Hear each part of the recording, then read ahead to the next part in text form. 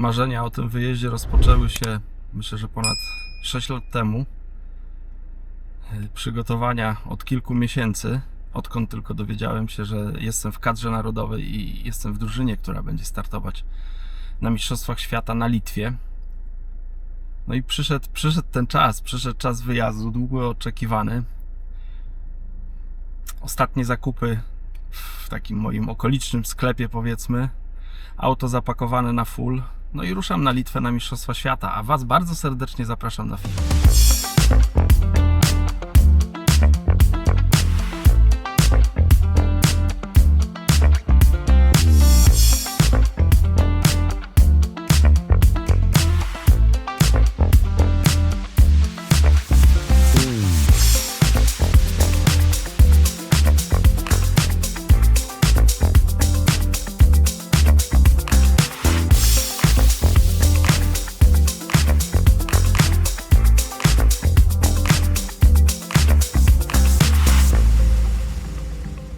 Łowisko wygląda na potężne. Kawał wody przed nami.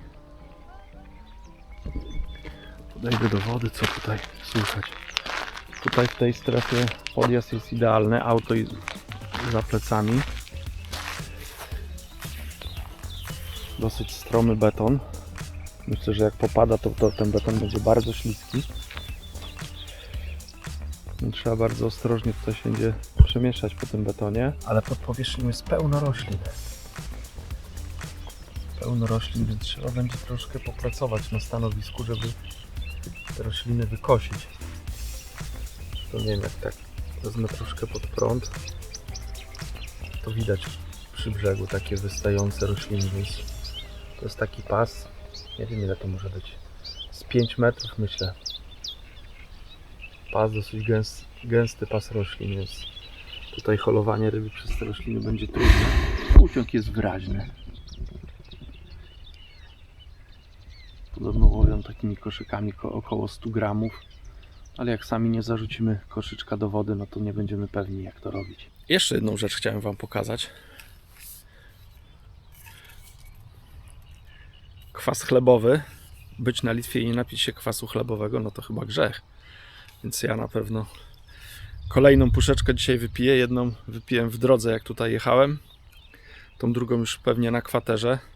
Mój syn by mi tego nie darował. On jest fanem kwasu chlebowego, więc myślę, że jak będę przywoził coś do domu dla niego, to będzie kwas chlebowy. No i być może takie malutkie litewskie kiełbaski. No i mam nadzieję, że puchar i medal, ale to się okaże za tydzień. Na razie w moich rękach jest zakup kwasu chlebowego. Dobra, jadę na kwaterę. Ja uwielbiam bez. Tutaj jeszcze ten bez pięknie kwitnie. To są nasze domki tutaj, o. Jeden domek. Tutaj jest drugi domek. Tutaj jest ciekawy temat, zobaczcie. Mamy tutaj od razu rzekę. Tam już jest ekipa napaleńców.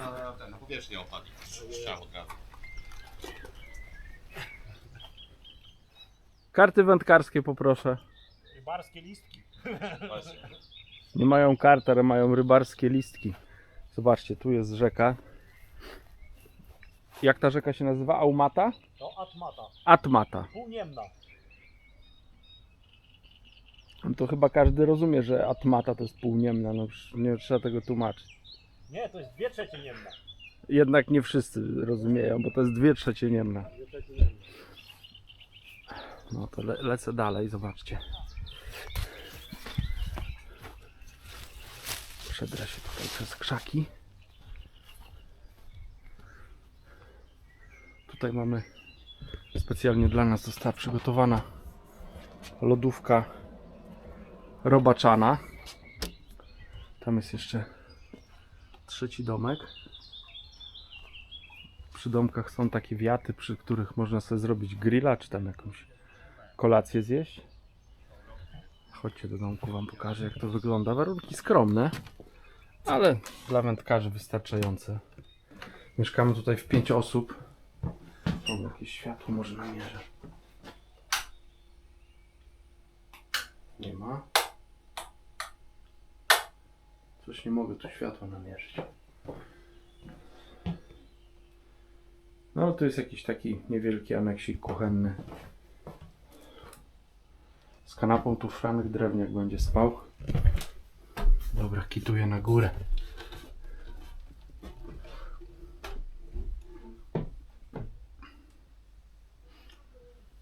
Tu 4 zawodników. Czy akurat tutaj zawodnicy nie będą, jedynie ja tutaj będę z zawodników spał, ale 4 osoby tutaj będą spały. Jak widzicie, warunki takie dosyć, no spartańskie to może nie, no bo mamy dach nad głową, ale takie skromne, ale idealne dla wędkarzy, bo będzie gdzie głowę położyć i się przespać, natomiast będziemy mieli dużo miejsca i przestrzeni na przygotowywanie sprzętu i zanęt i przynęt, więc to jest najważniejsze tutaj. O, odpaliłem tam lampkę. Nie wiem, czy widzicie, tutaj zapaliłem lampkę, więc coś namierzyłem. Już jestem mądrzejszy. Czekamy na resztę. Zobaczcie, co tutaj mam. Adam Niemiec, przygotowane specjalnie dla mnie. Ja chyba wiem, co tam jest. Od Przemka, więc Przemku, zanim jeszcze zobaczę, to już Ci bardzo serdecznie dziękuję. Zabezpieczone jak zwykle świetnie. Wiecie, co to może być? O, nawet tutaj jest podpisane dla kogo. Poland Team, Adam Niemiec.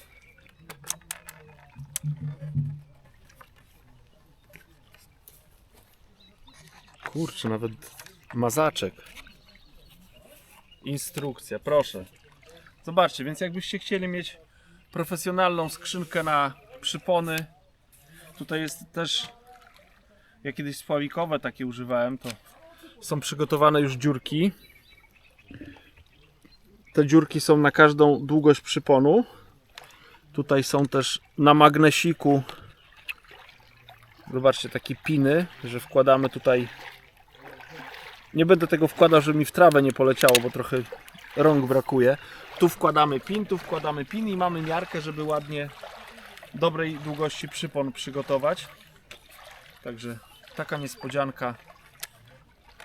A wracając do swojej myśli, więc jak chcielibyście mieć profesjonalne pudełko na przypony, Hookline Box, pan Przemek robi tak piękne przypony. Znaczy przypony, pudełko.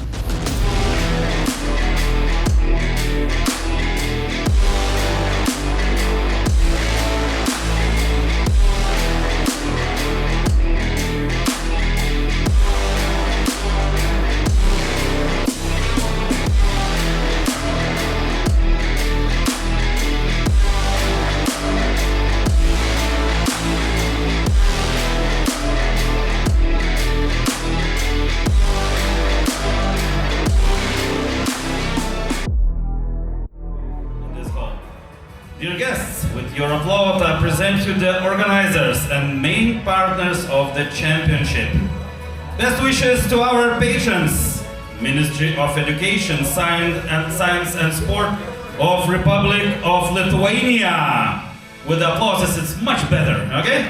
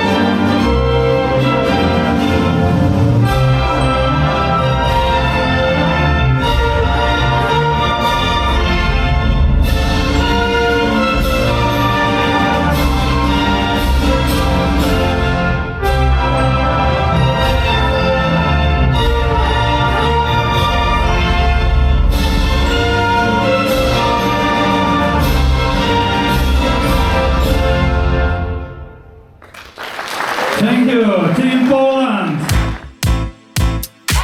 Dzisiaj trzeci dzień treningu przed Mistrzostwami Świata na Litwie. Zobaczcie, pokażę wam, mam tutaj koleżkę takiego, przylatuje do mnie ptaszek.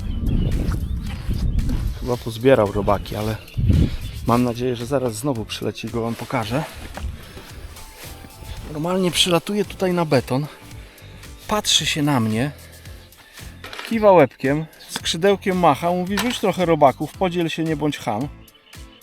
Ja mu rzucam trochę tu robaczków i on przelatuje, zbiera te robaczki, ale niezłą strategię ma skubaniec, bo najpierw te robaczki zbiera do dzióbka, ile może to pozbiera, a później sobie, tam jest kawałek płaskiego betonu, to tak jakby wypluwa te robaczki, układa sobie i w dzióbek tak ze 4 z 5 sobie złapie, tak jeden po drugim i do gniazda chyba to zabiera. Fajnie to ma zorganizowane. Dzisiaj mamy boks 25, to jest ostatni boks całych zawodów. Kamil tutaj jest na ostatnim stanowisku, ja jestem na przedostatnim, a tam za mną, za krzakiem jeszcze jest Szczepan, Remek i 2 Marcinów, Kurzepa i Kostera, i jeszcze dalej tam za takim wielkim krzakiem Róż. Oj, coś mojego koleżki nie ma, aż jestem zaniepokojony i stęskniony, ale przyleci jeszcze.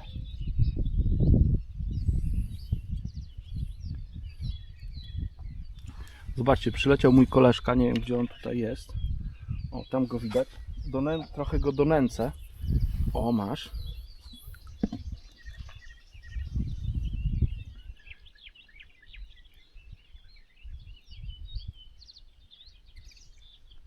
Zobaczcie, jak ładnie w tym dzióbku sobie trzyma te robaczki, później je sobie ładnie ułoży. No niezły jest, trzeba przyznać, że ma dobrą technikę.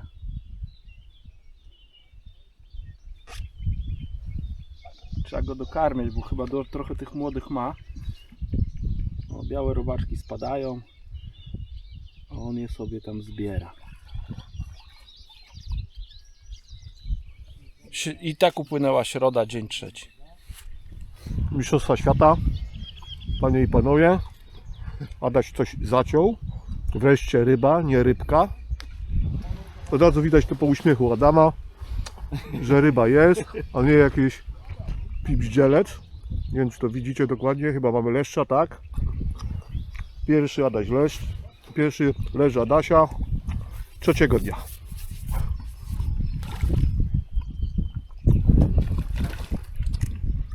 Metrowy podbierak, już widzę, że będzie dobry. Tak, mamy to. Mamy to. Nie wypuszczamy go na sobotę jak znalazł.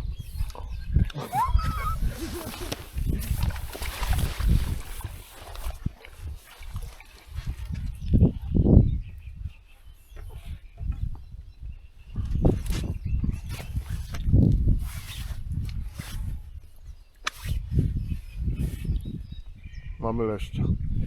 To nie jest tutaj największy. Nie, leszek. to jest taki, który byśmy Baby. chcieli. Tak, ale to już jest.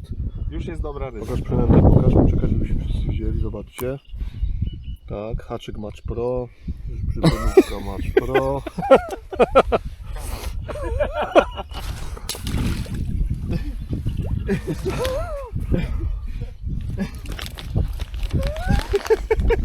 Dobra, Adaś, dziękuję. Dziękuję bardzo.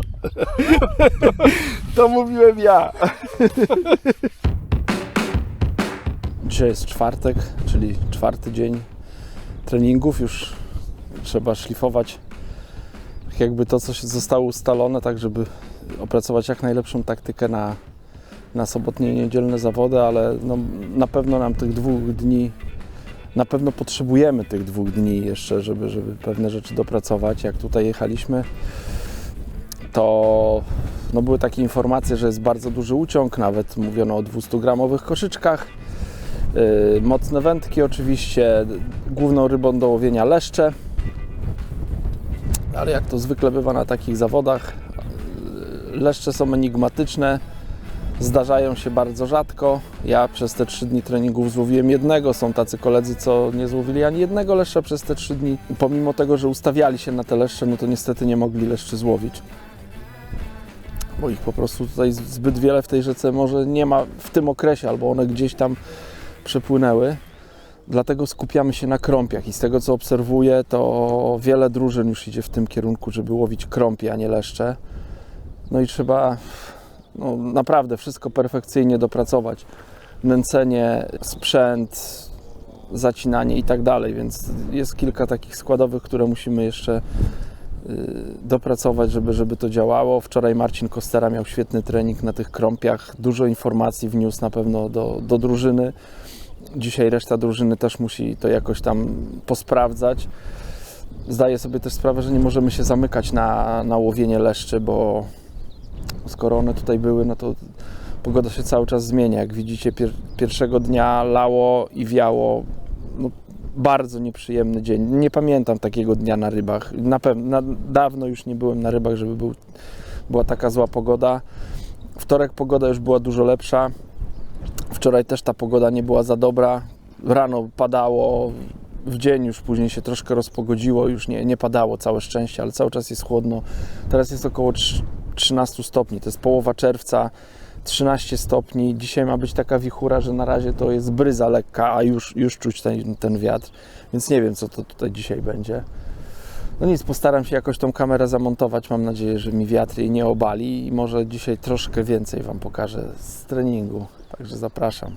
Może też opowiem troszkę o zawodach, bo międzynarodowe zawody zawsze rozgrywają się w seniorach, czy w Sławiku, czy w Federze w sobotę i w niedzielę, a od poniedziałku do piątki są treningi. Drużyny losują na każdy trening boks, to losowanie odbywa się w poniedziałek do tej pory, a dziś na tych zawodach było w niedzielę wieczorem. Drużyny losowały boksy. Zobaczcie, my dzisiaj mamy boks numer 7. Naszymi sąsiadami po lewej stronie są Węgrzy. Po drugiej stronie, z tego co słyszałem, to Mołdawia. Więc losujemy te boksy po to, żeby żeby każdego dnia trenować w innym sektorze. Byliśmy już w sektorze A, boks 7. W każdym sektorze jest 5 boksów. Boks A to jest od 1 do 5, od 6 do 10 to jest boks B i dzisiaj właśnie sektor B. 1-5 sektor A, 6-10 sektor B. Właśnie dzisiaj jesteśmy w sektorze B. Łowiliśmy już w sektorze D i łowiliśmy w sektorze E wczoraj właśnie, a jutro idziemy do sektora C. Tam jeszcze w tamtą stronę, tam dalej, to jest tam za łukiem, można powiedzieć, to jest sektor C i jutro tam będziemy łowić, to będzie nasz ostatni trening. Także dobra, no ja szykuję swoje stanowisko, może Wam pokażę jeszcze, jak tu wygląda brzeg. Auta parkujemy tutaj przy drodze, kawałek takiego zielonego pasa i nad wodą jest beton, bardzo stromy beton. Jak jest mokry, to jest bardzo śliski, więc stanowiska ustawiamy tutaj na tym betonie. Trzeba to stanowisko linką przywiązać, żeby platforma się nie obsunęła i tyle. No, chodzi też o to, można by było tu na górze się ustawić, ale chodzi o to, żeby siatka była blisko wody, żeby nie rzucać rybami po tym betonie.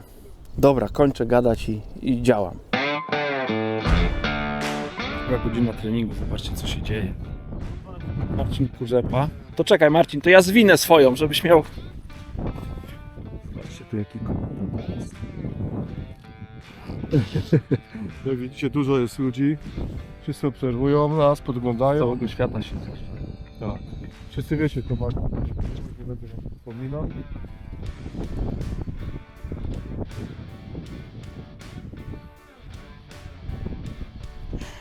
O, jak karpia. To jest karp.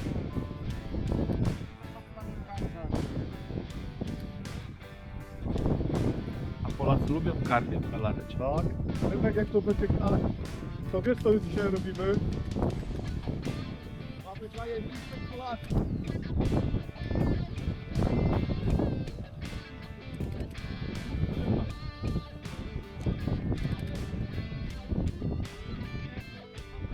Powiem wam, że ja dawno suma nie jadłem.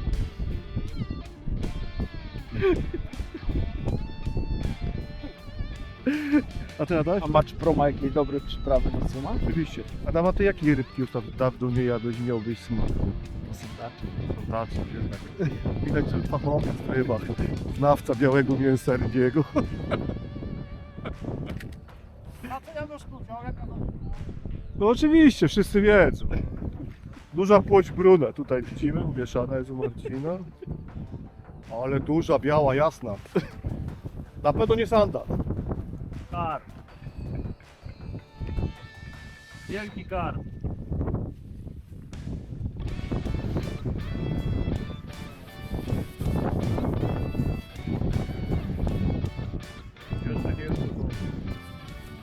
Ale wiemy to zostawiamy tutaj. Nie będziemy pluć ościami, to jednak jest kar.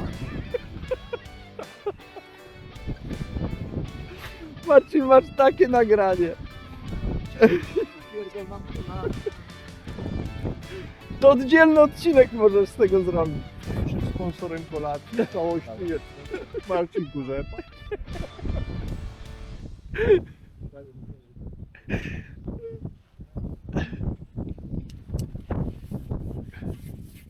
Tu naprawdę się da się podnieść, panowie. Ale na walce dobrze będzie wyglądał. Brawo, mamy kartę, Remek, nie umrzemy z głodu! Nie umrzemy z głodu, panowie!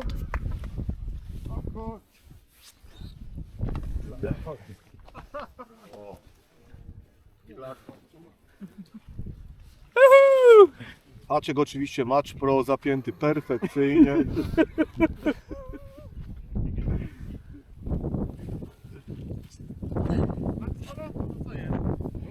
Powiedział, że haczyk Match Pro zapięty perfekcyjnie. Czekamy na prezentację. Ja, tak po polsku. Łapcie to wszyscy. Dajcie fajnie sobie.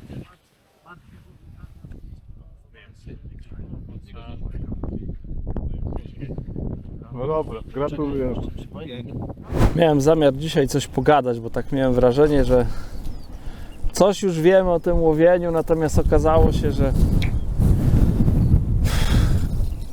chyba ciężko jest. Nie wiem, to też chyba nie był łatwy boks 7. Z tego co się orientuję, to przez pierwsze 2 dni nikt tutaj nie łowił, no bo są 22 drużyny, jest 5 sektorów, więc zrobili 25 boksów. No i 3 boksy są takie, na których są dni, gdzie ludzie nie łowią i ten boks 7 właśnie na pewno 2 dni tu nikt nie łowił. No i ryb nie było zbyt dużo, chociaż Marcin Kurzepa zrobił świetny wynik. Widzieliście tutaj hol karpia, którego Marcin złowił. Złowił tego karpia, on ważył około 4 kg, jak go później ważyliśmy po treningu. Do tego miał jeszcze leszcza i kilkadziesiąt krąpi i to ważyło 8700. To świetny wynik. Na zawodach myślę, że taki wynik to będzie genialny. No ale poza tym, no to jakieś 3 kg, 2 kg. Ja miałem 1700, najsłabszy wynik dzisiaj. Więc takie, no dla mnie bardzo trudne to łowienie dzisiaj było. Na tym dystansie, który łowiłem 25 metrów, nie wiem, czy tam dno było jakieś nieciekawe, ale wyciągałem co chwilę jakieś takie rośliny, takie coś na żyłce, na plecionce. Jak rozmawiałem z kolegami, oni tego nie mieli, więc nie wiem, co tam było w tym stanowisku, że taki syf tam miałem na tej żyłce. No i stąd myślę też mój ten słaby wynik. No nic, jeszcze przed nami dzisiejsza narada, jutrzejszy piątkowy trening. Może uda się coś wymyślić, może uda mi się coś nagrać, nie wiem. Na razie to taki jestem troszkę, przyznam, stłamszony i no muszę chyba na spokojnie pomyśleć o tym, co tu można zrobić, żeby jeszcze jakoś tam na te właściwe tory wskoczyć, żeby w sobotę i w niedzielę podnieść rękawice i walczyć tutaj z innymi drużynami. We had something like fish and stop.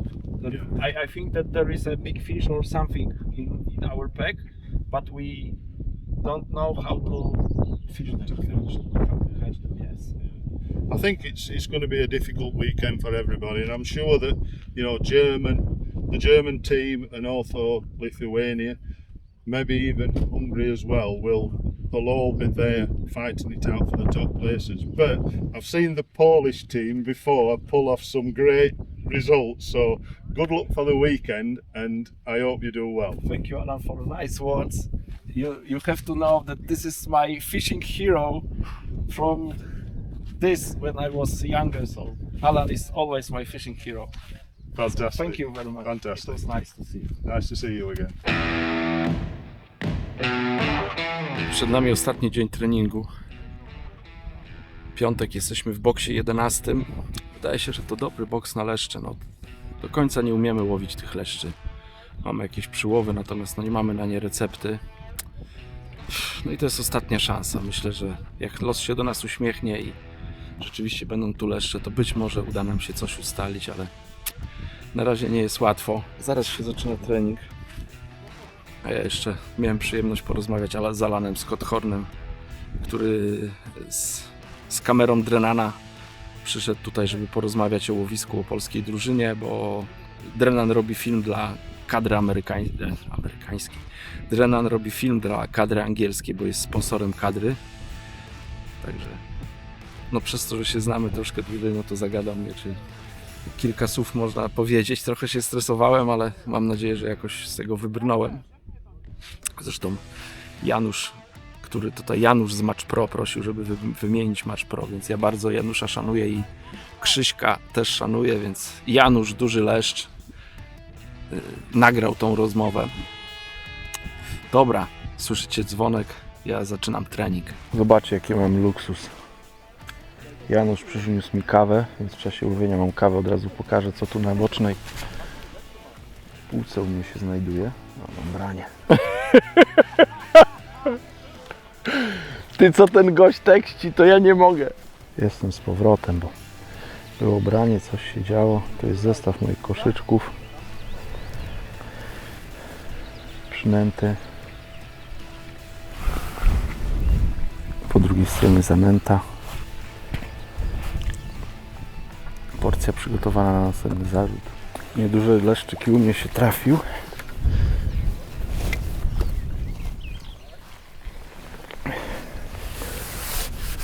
Branie piękne, leszczowe. Kurczę, takie brania bym chciał mieć tutaj podczas łowienia.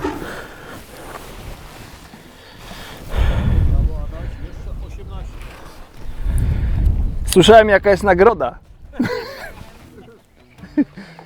Ale chyba nie jestem zainteresowany, wiesz? Złowiłem leszcza, więc spróbuję taką inną przynętę założyć, bo na te krąpie to działają białe w kolorze burgundowym, pinki fluo. Natomiast te pojedyncze leszcze, które do tej pory łowiliśmy, no to wszystkie ryby były z ochotką. Więc tego burgunda założę i do tego kilka ochotek. No może jakiś następny leszcz się skusi. To było fajne. Tu jest, myślę, z 6 metrów wody, więc opuszczam ten koszyczek na dno. Teraz prowadzę tak jakby ten zestaw. Robi się troszkę balon, ale tak, tam balon się robi. Ale cały czas pilnuję, bo w tym momencie może nastąpić branie. Jak koszyk dotyka do dna i ta przynęta jeszcze opada, często są brania. I później odkładam i czekam już teraz na konkretne branie, żeby mocno zatarabaniło szczytówką. Krąpie takie no, za zegarek i płocie, no to biorą wyraźnie, widać te brania wyraźnie. Te mniejsze krąpiki to zdarza się, że to branie jest takie, że tylko cyknie i później nie ma żadnej reakcji, więc teraz trzeba też w miarę często wyciągać koszyk, żeby no, cały czas karmić to łowisko, ale też żeby po to, żeby właśnie sprawdzić, czy jakiś tam krąpik mały, czy jazgarek nie wisi na końcu zestawu. Nie przetrzymujemy długo zestawów na te drobne ryby. No właśnie teraz miałem takie cykania pojedyncze i chyba mam jakąś następną rybkę. Tak mi się wydaje, mam nadzieję, że to nie koszyczek taki opór stawia, bo nieraz też tak się zdarzy. Nie, jest jakaś ryba. Nieduża krąpik.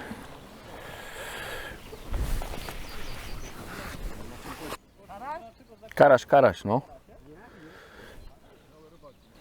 Znowu zrobiła się u mnie cisza. Mam podejrzenie, że mogę mieć te leszcze w łowisku. A tutaj jest, tak jak słyszeliśmy od tych miejscowych, to łowią na bardzo długie przypony. Tu mam przypon 130 cm, ale będę chciał go wydłużyć, bo zrobię sobie taki jeden zestaw 2-metrowy. Dobra, mam przygotowany leszczowy taki zestaw dłuższy, tym pewnie do koszyczka będzie ze 150 cm.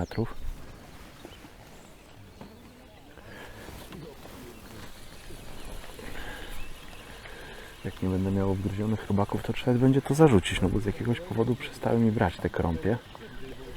Ale jest jakiś wisi ma młodzież jakaś. Tak Ścieżka bez sygnalizacji. Teraz dobrze mi się łowi na haczyk N20, to jest N30, 14. O, jednego burgundowego robaczka zakładam w ten sposób, a drugiego tak na taki zwis. To jest fajna przynęta. I do koszyka taka porcja białych kasterów i kukurydzy i do wody.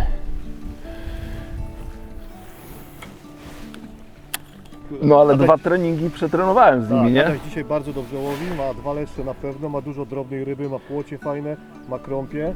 Naprawdę dzisiaj się wyróżnia, super łowienie. Adaś, czy coś poza Match Pro z pożywką Ci zagrało jeszcze? A takie tutaj? Cuda takie. Cuda. To jeszcze tutaj zdradzę wszystkim. Zobaczcie, jak mamy, ma kukurydzę, ma robaczki, ma kilka różnych, no widzicie. Zobaczcie sobie popatrzeć, tu ma ochotkę, ma koszyczki. Wszystko jest przygotowane. Paluszki, banany są bardzo ważne, piwko. O, To nie jest- piwko jest. To jest kwas chlebowy. Kwas chlebowy to jest to, co dodaje do zanęty, ale to jeszcze tą tajemnicę kiedy indziej Wam zdradzimy, ile tego trzeba dodać. Idziemy dalej do Marcina. Na początku po nęceniu to te brania raczej są do minuty, niewiele ponad minutę. Teraz trzeba troszkę dłużej poczekać. Ale mam wrażenie, że te brania są też pewniejsze i większe ryby są. Pomaga też nieraz takie... O, było trocenie. Pomaga nieraz podciągnięcie, tak żeby koszyk zrobił skok. I też po tym następuje branie, ale teraz około 2 minuty znowu branie nastąpiło, więc cały czas tam regularnie te rybki sobie tam dziubią.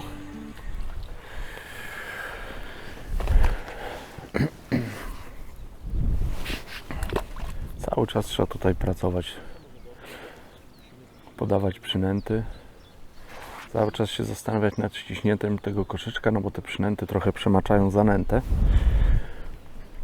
Trzeba tak robić, żeby zanęta nie była za mokra. No i pilnować brania. Teraz akurat mnie kolega zagadał i przegapiłem branie. Znaczy przegapiłem, no za późno zaciąłem. Ale miejmy nadzieję, będzie następna ryba. Kastery, białe robaki i cięta kukurydza, to tym krąpiom tutaj najbardziej pasuje. No i pomiędzy nimi trafiają się leszcze, więc ja tak łowię. Jak próbowaliśmy na treningu dawać grubą ochotkę, czy jokersa, czy nie wiem, dendrobeny. Na początku to łowiliśmy jakieś drobne jazgary, okonki, takie rybki. A tak jakby te przynęty są dobre właśnie na te krąpie, płocie. A ja dzisiaj mam właśnie taki wariant, żeby te ryby odławiać. Bo to co wczoraj wspomniałem, to łowienie mi tak nie szło. 2 Marcinów bardzo ładnie to robiło, świetnie te ryby łowili. Natomiast no, reszta musiała troszkę dopasować to łowienie. Teraz mam wrażenie, że to moje łowienie jest w porządku. Są ładne krąpie, w miarę regularne są brania, więc robię swoje. Liczę na to, że pomiędzy tym jeszcze trafię jakiegoś następnego leszcza i parę ładnych kilo będzie. No, z tego co mówił Grzegorz, tutaj przyszedł, że nie ma zbyt wielu ryb tutaj. Także te krąpie, które tutaj łowię, to naprawdę są ładne ryby. Ta średnia tutaj będzie ok dzisiaj, mam wrażenie.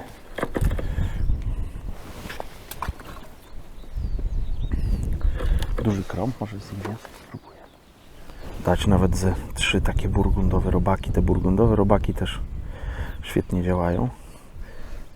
Jako ciekawostkę może dodam, że na początku naszych treningów, tam w poniedziałek czy wtorek, no to miałem taką obserwację, jak zakładałem na haczyk burgundowy i biały, to biały robak był wyssany, a burgundowy był nieruszony i te białe robaki były świetne. Natomiast im więcej tych treningów, tym ryby już tak troszkę grymaszą na te białe robaki i miałem tak, że zakładałem białe robaki i burgundy były obgryzione, a białe były nieruszone, więc taka ciekawostka. Jeszcze mi dzisiaj to, że jest dobra skuteczność. To mi się podoba. Mam wrażenie, że mam nadzieję, już nie chcę zapeszać, że dobrałem sobie haczyk. Tego się będę trzymał. 14 N30 tutaj mi działa bardzo dobrze. Sprawdzę może trochę łowienie cięższym jeszcze, znaczy większym koszyczkiem. To jest 6-klatkowy. Może przygotuję sobie taki 7-klatkowy, duży koszyk.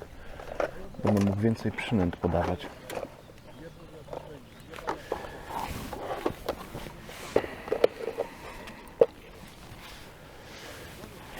sprawdzę, jak to będzie wyglądać. Być może trzeba teraz trochę bardziej agresywnie łowić. Tu mam 60-gramowy taki koszyk. Dokleję sobie obciążenie, żeby zrobić z niego 70 gramów. Jeszcze wezmę trytytki i zrobię wąsy.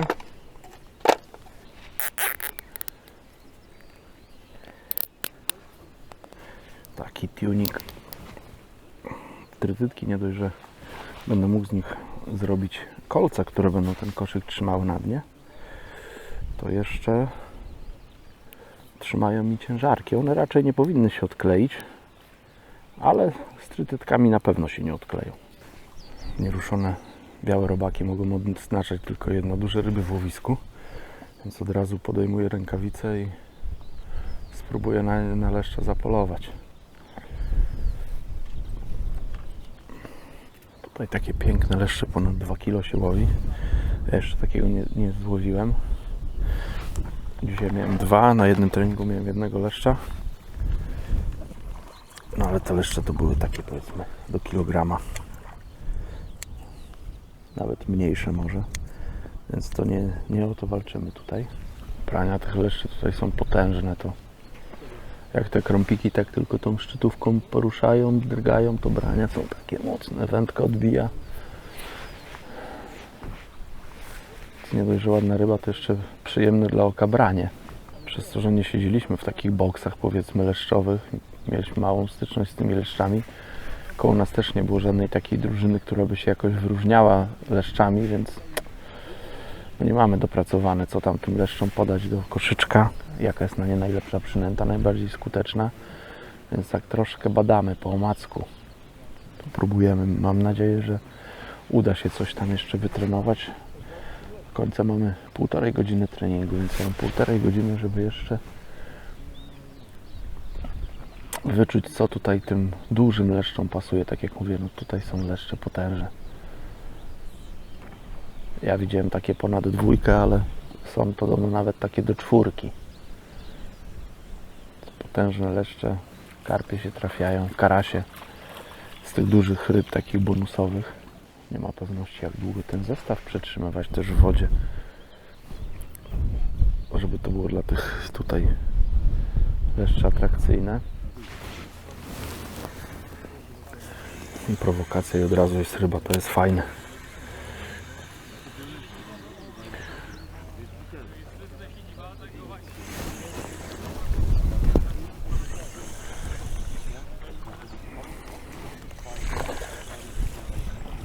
Duża ryba jakaś dziwnie idzie, nie wiem co to jest.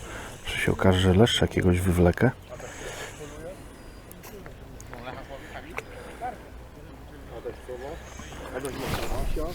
Ja mam potrzebę. Moment żerowania chyba ryb. Tak jadę za pierwszego karasia. Chyba dodał dużo karasica. Odmacz Pro, tak? Ja nic nie będę mówił od kogo. On się gubię w tych atraktorach. Żeby takie ryby brały, co? Zobacz, pokaż na to, co na video, zobaczcie. Kamil, podpowiem Ci. 3-4 duże koszyczki towaru w lewo, zarzucił w prawo samą składówką, na rozmyciu złowił karpia. Trening się zbliża ku końcowi, ale mam nadzieję, że złapaliśmy trop. Tutaj jeden z kolegów, który chodzi obserwować. O, leszcza teraz trafił, Kamil. Leszcza chyba. I to ładnego leszcza ma. Kolega, który chodził tutaj obserwować, mówi, że Niemcy, którzy się bardzo wyróżniają, łowią w ten sposób, że zarzuci koszyk, ale decha. Piękny leszcz. Że zarzuci koszyk jeden i za chwilę drugi.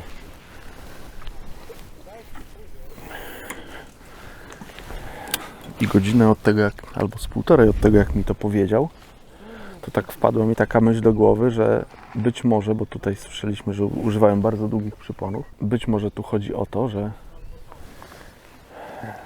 donęcają łowisko, powiedzmy tu, gdzie łowi, znaczy tu, gdzie nęci, no to zarzuca koszyczki bogate w przynęty. Natomiast tutaj tą pułapkę, gdzie zostawia już zestaw taki z przynętą, zarzuca poniżej. I powiedziałem to głośno Kamilowi. Kamil donęcił po lewej, zarzucił, w pierwszym rzucie złowił karpia, a w drugim rzucie złowił leszcza. Więc Jak to by był klucz tutaj do tej całej układanki, no to myślę, że będziemy groźni, ale zobaczymy, czy to o to chodzi. Mam nadzieję, że Kamil zaraz to powtórzy, chociaż ma za plecami dużo obserwatorów teraz, więc lepiej chyba tego nie robić, tylko Kamil szedł ze stanowiska i bardzo dobrze, bo już go zaczęli nagrywać, podglądać. Mniej wiedzą, lepiej śpią, to stara zasada. No musimy się osłaniać, bo naprawdę niewiele drużyn wie, jak tutaj łowić. Takie mam wrażenie. No też teraz mam wrażenie, jakbym miał duże ryby w łowisku. Nie mam tych krąpi. Być może te leszcze też tu się pojawiły, więc zarzucę koszyk ze samą spożywką, ale poniżej.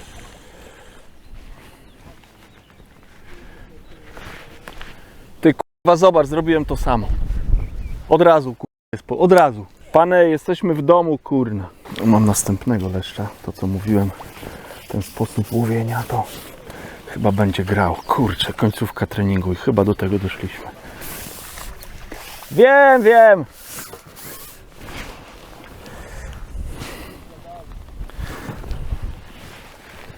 Panowie, to jest temacik jak nic.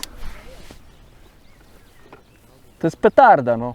Ale to jest proste, tylko żeby na to wpaść, tyle czasu nam to zajęło. Mam nadzieję, że to będzie to. Piękny temat by był. Brania tych leszczy są niesamowite. To są niesamowite brania. Takie ugięcie szczytówy jest. A jeszcze nie miałem dużego leszcza. Kamil złowił pięknego leszcza, takiego z dwójka, o którym mówiłem. Ja mam takie chłystki, niecały kilogram. Halo Staszku? Halo Miet. Baza, jak nas słychać? Janusz? Bardzo słabo.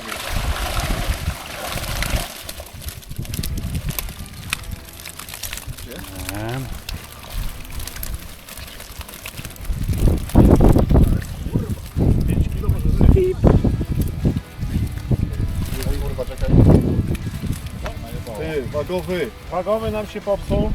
Dlatego to trzeba na zero i odliczać. No tak, jak to widać. 6200. Po odjęciu. Tak, on już będzie miał 6200. Zrobisz fotę? Tak, robię. No to dawaj przesypuj sobie. Tak. Koledzy, tu się nagrywa, nie przewinajcie. Panowie, nie bluźnijmy przy rybach. A ile ryb? Daję ci zrobić. Dobra, wypuszczam. 4300. 3400. 3400? Jeden leszcz, jeden karaś? 350. Przed 6 rano u nas na zakwaterowaniu, sobota, dzisiaj pierwszy dzień zawodów. Zobaczcie, co tu się dzieje, tak przejdę z kamerą. Nie będę komentował, pewnie później gdzieś parę słów komentarza o tym powiem. Wiadra przygotowane dla zawodników, ja już swoje zabrałem do samochodu.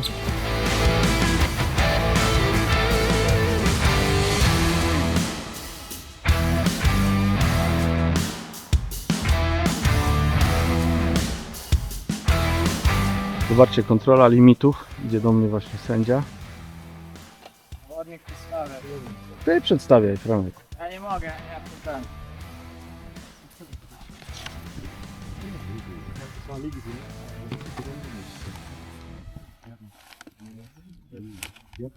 Bait sprayer. Yeah, but you can't. Liquids 100 milliliters. Yeah, you can't. But I have also a bucket of the water. Yeah. It's allowed? Bait sprayer is allowed, eh? When it's only water. Just for water, Just it's for allowed. water. Yeah. Okay. This is a liquid. Yeah, you have to fill after.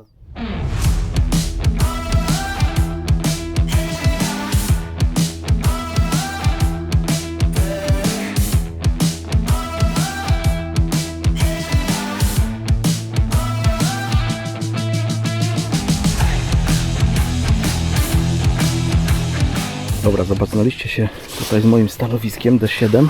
Teraz pokażę, co ja tutaj mam przygotowane do dzisiejszego łowienia. Z treningów nam wyszło, że bardzo dobre są kastery, więc mam litr kasterów. Białe robaki topione, pół litra i 4 puszki zblendowanej kukurydzy. Do tego 12 litrów zanęty. Mam jeszcze odrobinę gliny. Tutaj nie była potrzebna, ale raczej myślę, że będę się opierał na tej zanęcie. przynętę. Oczywiście ochotka na haczyk.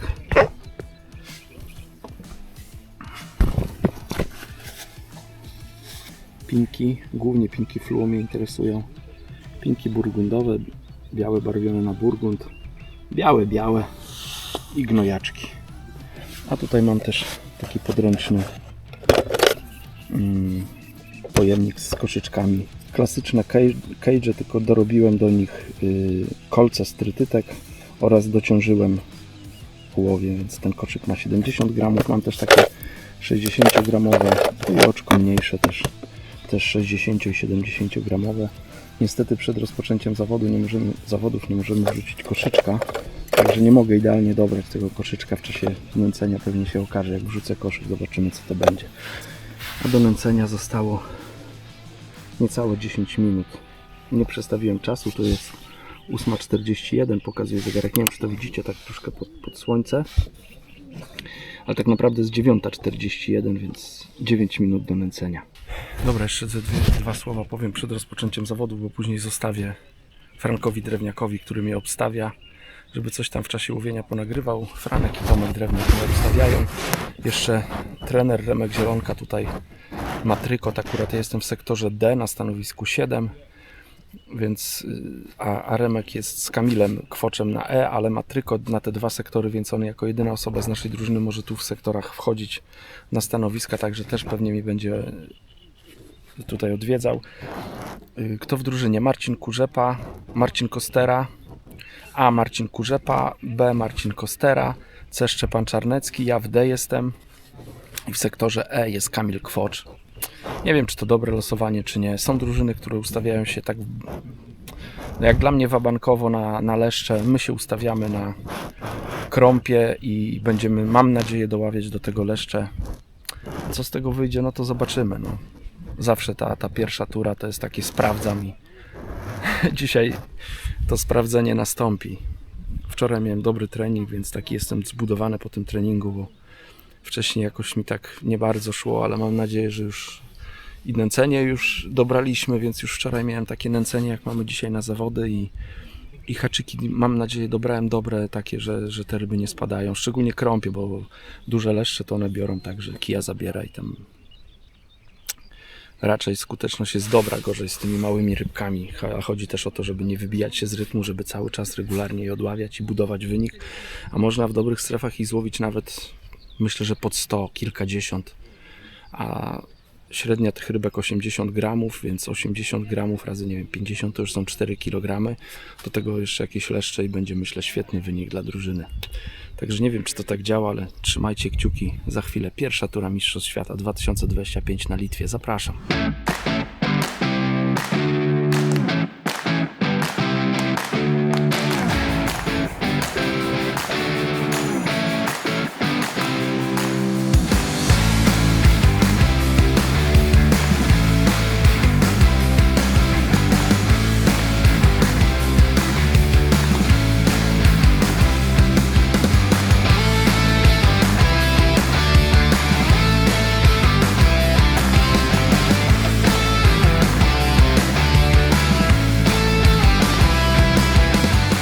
Jestem już na stanowisku, drugi dzień zawodów. Dzisiaj jestem w sektorze B, na stanowisku numer 10. Tutaj wczoraj stał Anglik Rob Wooton, był czwarty w sektorze, więc wydaje się, że to jest niezła strefa, taką mam nadzieję. Może kilka słów o tym, co było wczoraj. Wczoraj byłem 10 w sektorze, 4200 wagi. No niestety dwie zgubione duże ryby zadecydowało o tym, że nie byłem w pierwszej piątce. Szkoda tych ryb, ale to było bardzo trudne stanowisko. Tak niewiele sobie mogę zarzucić, bo miałem za 20 metrów od brzegu jakiś podły zaczep. Ja tam i małe rybki, jakieś krąpiki zostawiałem w tym zaczepie.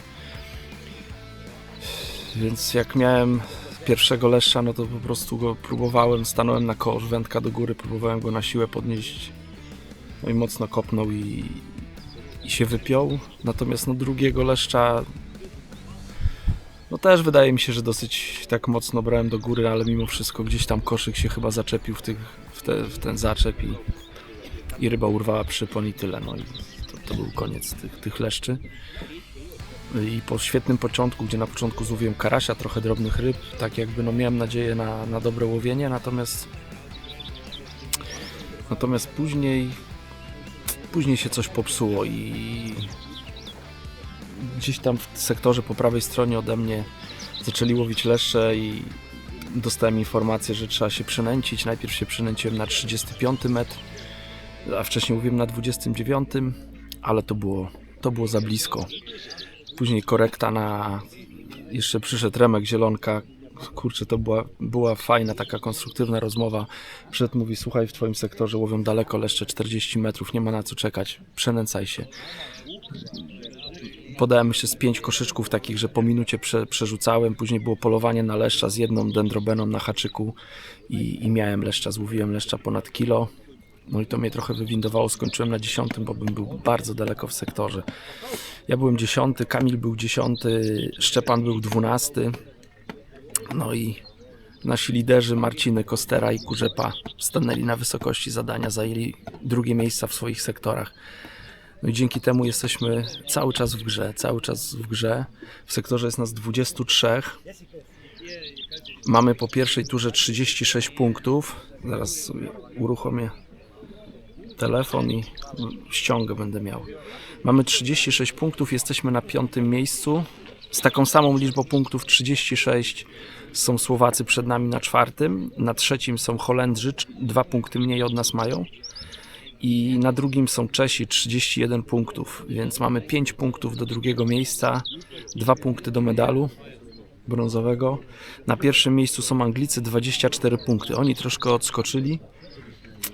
No i wydaje się, że są nie do pobicia, ale ja na zawodach nie takie rzeczy widywałem, więc dzisiaj się może troszkę zmienić. Pogoda się bardzo zmieniła, bo przez cały tydzień było zimno, wiało, padał deszcz.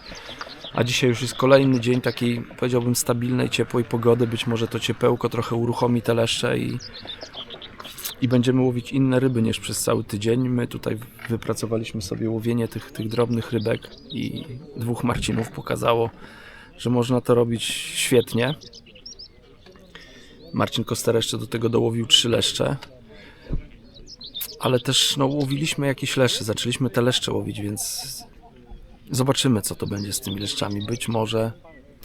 Być może tutaj jak te leszcze odpalą, no to może coś się zmienić.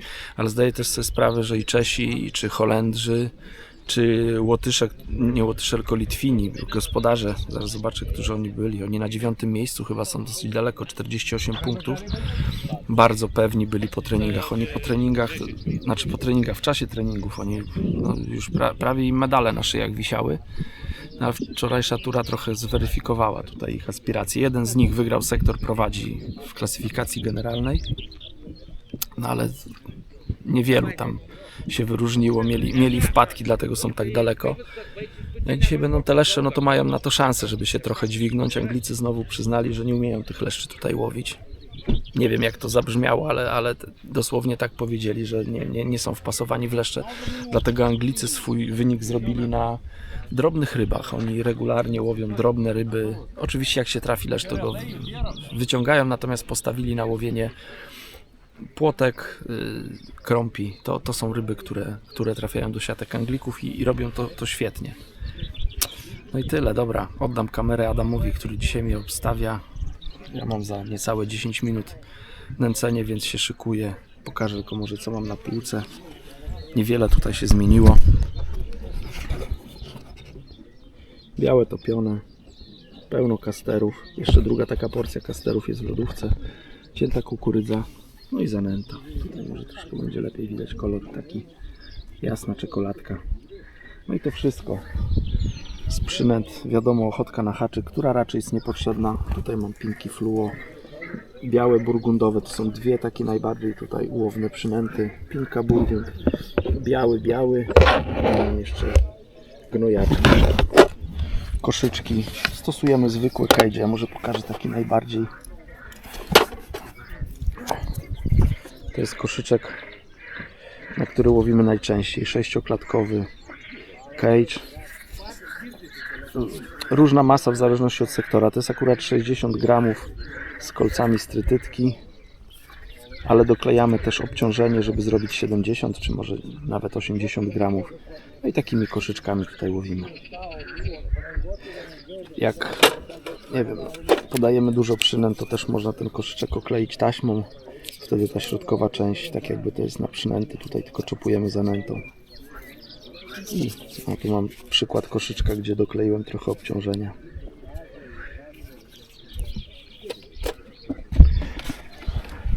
O wędkach nie mówiłem, może też jeszcze mam chwilę to powiem. Extremity 620 na wszystkich wędkach, które mam, dokładnie ten sam kołowrotek. Plecionka 0,8 albo 0,10 w zależności od kołowrotka. Zestaw mam zrobiony, tutaj podpowiedział mi Marcin Kurzepa ten zestaw. Tutaj może pokażę końcówkę. O, tu jest plecionka. Później do plecionki metrowy odcinek. Ja tu mam żyłkę 0,33. To jest akurat... O i... Kurczę, ciężko mi jedną ręką trzymać, drugą pokazywać. Federlink, do którego jest przyczepiony koszyczek. A tutaj mam milimetrową federgumę z szybko z łączką, do której przyczepiamy przypon. No w zależności od ryb. Na krąpie 80 cm metr, natomiast na leszcze metr albo 1,30 m, nawet tu miejscowi 2-metrowe stosują. Ja na takiego tutaj, na taki przypon nie łowiłem, mam przygotowane, ale no, niewygodnie się to obsługuje i na razie na takie przypony nie łowiłem. Będę miał informacje z linii, co się dzieje, to w razie czego będę mógł założyć. Dobra, szykuję się i łowię, a wy trzymajcie kciuki.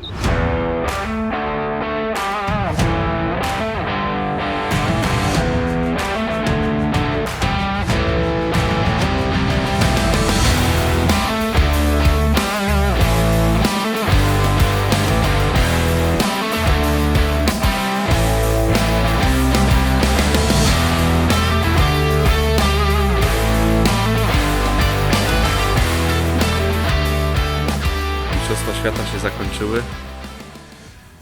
No my wracamy w takich nie za dobrych nastrojach. 7. miejsce drużynowo. Myślę, że oczekiwaliśmy więcej tutaj przed przyjazdem, ale także po pierwszej turze były nadzieje nawet na jakiś medal. Niestety się nie udało. Specjalnie tak tutaj rozpocząłem to zakończenie. Za mną, jak widzicie, jest Atmata. To jest odnoga niemna. Ale to nie jest ta odnoga, na której my łowiliśmy, tylko łowiliśmy na skirwytę.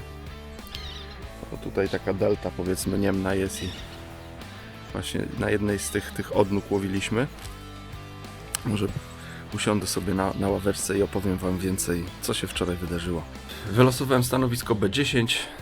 Myślę, że rozpocząłem nawet nieźle, bo miałem bardzo dobrą skuteczność zacięć. W miarę regularnie wyjmowałem krąpiki, trafiały się jakieś płotki. Myślę, że to moje łowienie było bardzo dobre. Tak siebie oceniałem i byłem z siebie zadowolony, powiedzmy, przez pierwszą godzinę. I później te moje ryby zaczęły gasnąć w tym stanowisku, że to łowienie było takie nieregularne, coraz rzadsze brania, próbowałem zmieniać przynęty haczykowe, ale jakoś to nie grało i to moje łowisko gasło, aż jakieś tam były momenty lepsze, gorsze, aż całkowicie zgasło. W międzyczasie przy okazji tych łowienia małych ryb złowiłem jeszcze leszczyka niedużego. W tym samym czasie mniej więcej mój sąsiad po prawej też złowił leszcza, mój sąsiad po lewej złowił wielkiego leszcza, takiego, no myślę, że ponad 3 kg. Więc to był taki moment, że te leszcze się jakoś tam zakręciły na bardzo krótką chwilę i każdy z nas jakimś po jednym leszczyku złowił i tyle. No i później tam się zbyt wiele nie działo i z tych informacji, które miałem zza pleców, jak idzie naszym w innych sektorach, no to wynikało, no, że idzie nam po prostu nie za dobrze. No nie jest tak dobrze, jak było pierwszego dnia.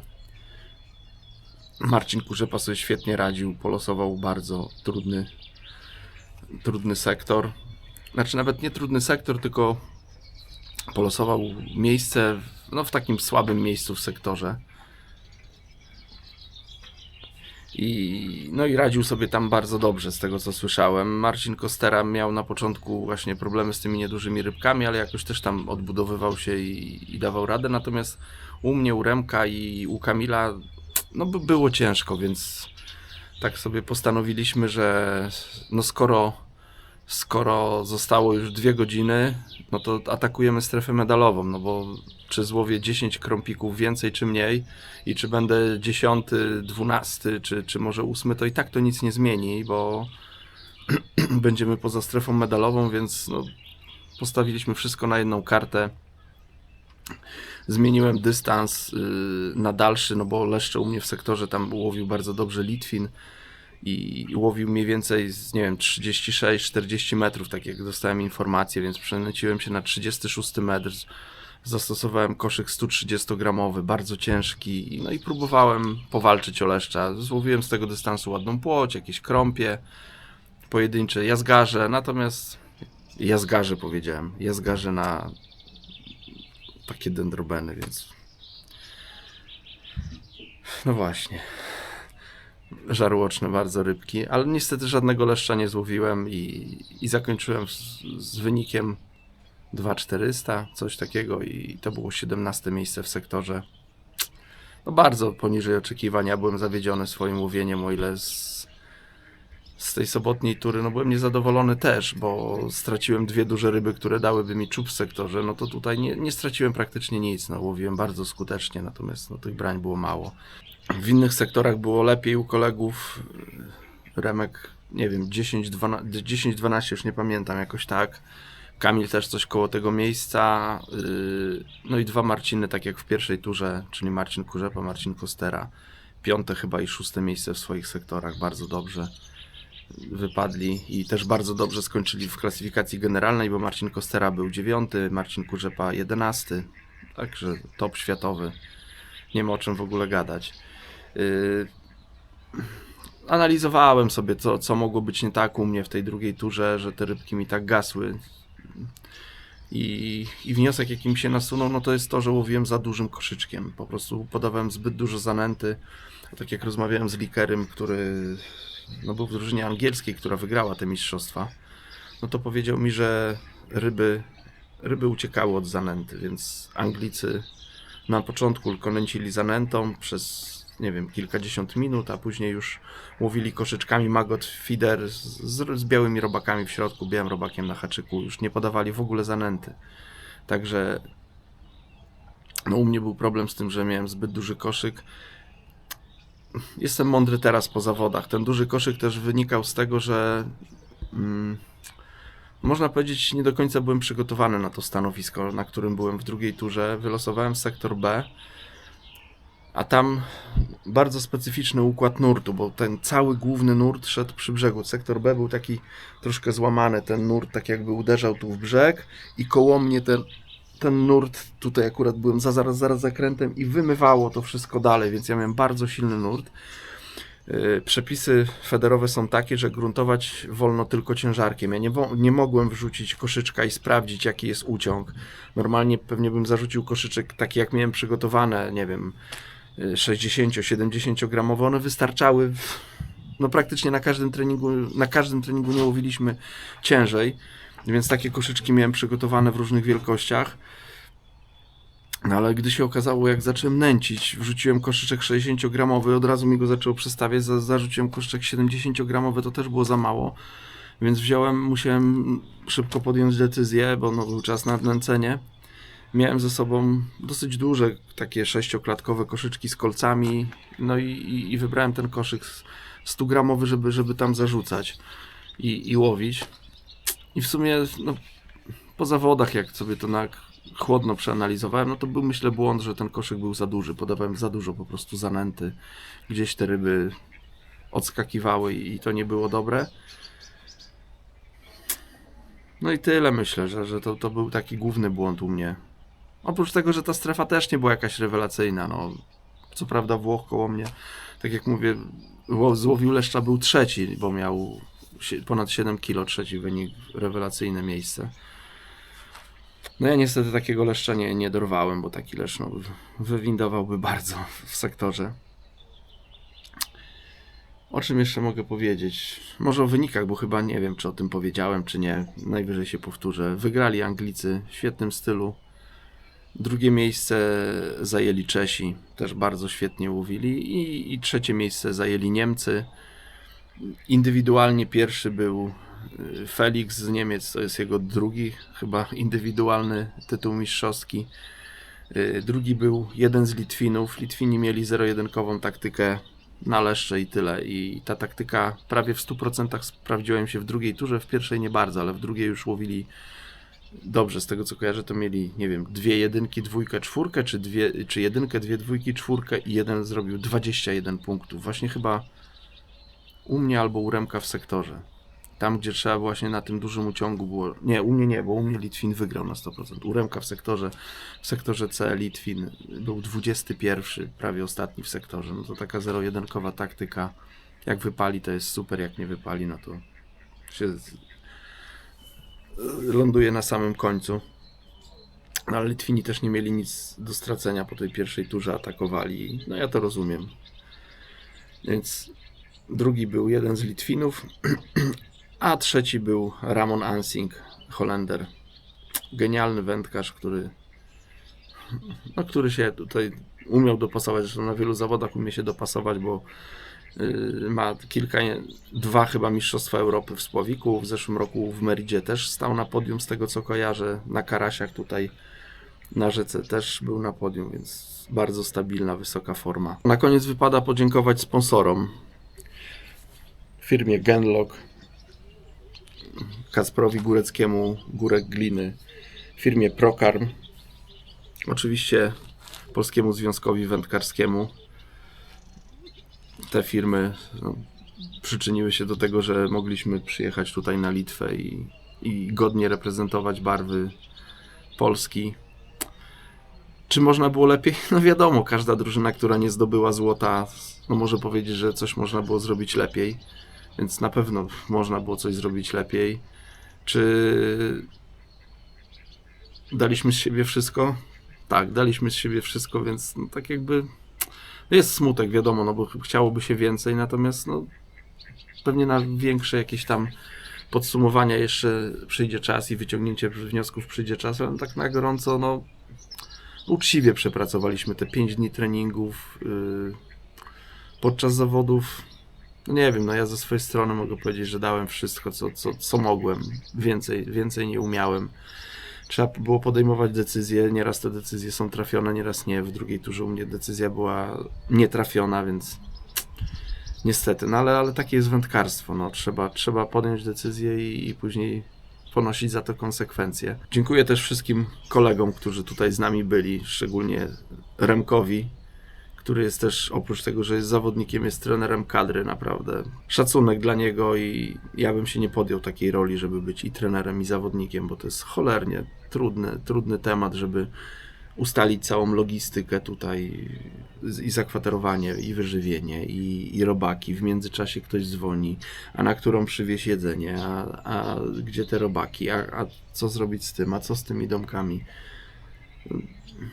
No to jest temat, którego ja bym nie ogarnął, więc wielkie słowa uznania dla niego, jak potrafił to wszystko zorganizować. Wielkie gratulacje dla 2 Marcinów, którzy łowili naprawdę na najwyższym światowym poziomie. No, można powiedzieć, że mieli wspólny język tutaj z tymi rybkami i z płociami i z krąpiami. Oczywiście też dzięki dla wszystkich kolegów z drużyny pozostałych, dla Kamila, dla Remka i dla Szczepana. No my niestety, ale to na treningach też było widać, troszkę gorzej byliśmy wpasowani, jakoś to łowienie tych małych rybek troszkę gorzej nam wychodziło i na zawodach też tak się skończyło. No, wielkie słowa uznania też dla kolegów, którzy chodzili na linii, szczególnie za mną, czyli Tomek Drewniak, Franek Drewniak. Bardzo Wam serdecznie dziękuję, to była moja obstawa z pierwszego dnia. Tomkowi Drewniakowi też bardzo serdecznie dziękuję za szczytówki. Świetne szczytówki federowe, hybrydy. No tutaj były bardzo potrzebne i świetnie dawały radę. Zresztą nie tylko tutaj, na wielu łowiskach one dają radę, więc jak nigdy nie łowiliście na hybrydowe szczytówki, to spróbujcie. To jest ciekawy temat, a jest ich wiele rodzajów. W drugiej turze obstawiał mnie Adam Stefaniak, też bardzo serdecznie dziękuję za pomoc za linii. Dla innych kolegów, dla Tomka, dla Grześka, dla Bartka, który no tutaj tytaniczną pracę wykonał, jeśli chodzi o przygotowanie i ogarnięcie robaków. Tak samo dla Janusza Lange.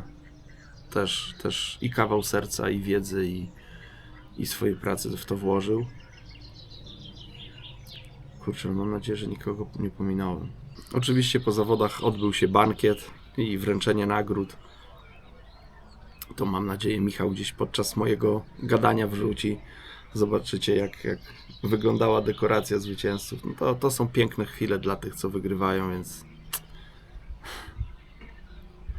o to się walczy tutaj. To jest ten moment, dla którego się tyle poświęca, tyle stara, żeby właśnie tam na końcu wskoczyć na podium, najlepiej na to najwyższe.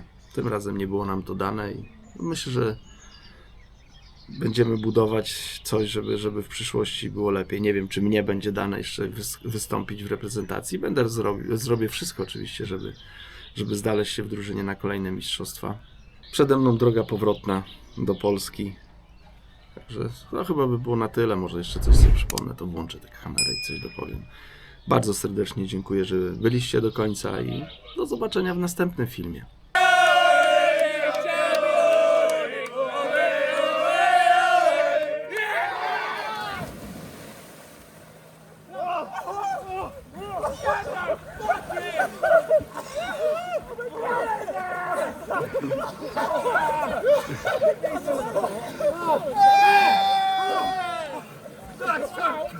Yeah!